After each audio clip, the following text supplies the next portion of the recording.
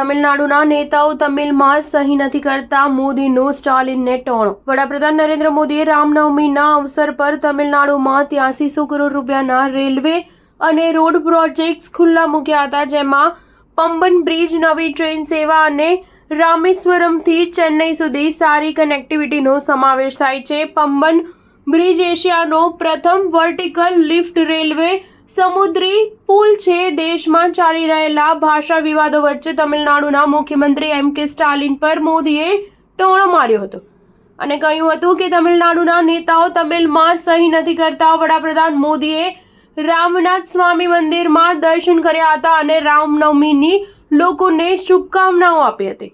દરમિયાન ભાષા વિવાદ વચ્ચે મોદીએ ભાષાનો મુદ્દો જ છેડ્યો હતો। તેમણે કહ્યું હતું કે તમિલનાડુના અનેક નેતાઓના મને પત્ર મળતા હોય છે, પરંતુ હજુ પણ તેમાં આ નેતાઓ તમિલ ભાષામાં સહી નથી કરતા।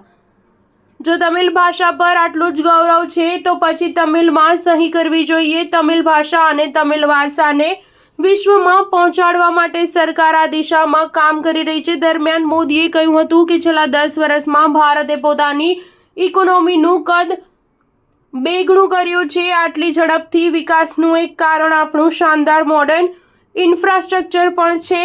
10 વર્ષમાં અમે રેલવે, રોડ, એરપોર્ટ, પાણી, પોર્ટ, વીજળી, ગેસ પાઇપલાઇન જેવા ઇન્ફ્રાસ્ટ્રક્ચરના બજેટમાં 6 ગણો વધારો કર્યો છે। આજે ભારતમાં અનેક મેગા પ્રોજેક્ટ્સનું નિર્માણ ચાલી રહ્યું છે। જમ્મુ કાશ્મીરમાં વિશ્વના સૌથી ઊંચા રેલવે પુલોમાં એક ચિનાબ બ્રિજનું નિર્માણ પૂરું થઈ ચૂક્યું છે। મુંબઈમાં અટલ સેતુ બનીને તૈયાર થઈ ગયો છે, જે ભારતનો સૌથી લાંબો સમુદ્રી પુલ છે। વડાપ્રધાને કહ્યું હતું કે આસામનો બોગીબીજ બ્રિજ બ્રહ્મપુત્ર નદી પર બનાવાયો છે, જે દેશનો સૌથી મોટો રેલ રોડ બ્રિજ છે।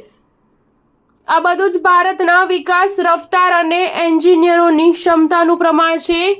દરમિયાન રામેશ્વર ટાપુને દેશ સાથે જોડતી ટ્રેન સેવાના લોકાર્પણ કાર્યક્રમમાં તમિલનાડુના મુખ્યમંત્રી એમ.કે. સ્ટાલિને હાજર રહેવાનું ટાળ્યું હતું। મોદીએ કોસ્ટગાર્ડ શિપને ખુલ્લી મૂકી હતી, જે આ બ્રિજની નીચેથી પસાર થઈ હતી। મોદીએ કહ્યું હતું કે છેલ્લા એક દશકામાં 3700 માછીમારોને શ્રીલંકાથી છોડાવીને ભારત લવાયા છે। ગયા વર્ષે જ 600 માછીમારો ભારત પરત ફર્યા હતા। દરમિયાન મોદી રવિવારે શ્રીલંકા પણ ગયા હતા, જ્યાં તેમણે ભારતની મદદથી તૈયાર 2 રેલવે પ્રોજેક્ટને ખુલ્લા મૂક્યા હતા। સાથે જ બૌદ્ધિસ્ટ ધાર્મિક સ્થળની પણ મુલાકાત લીધી હતી। મોદીની સાથે શ્રીલંકાના રાષ્ટ્રપતિ અનુરાગ કુમારા પણ જોડાયા હતા। સ્ટાર ન્યૂઝ 7 હંમેશા સચ્ચાઈની સાથે।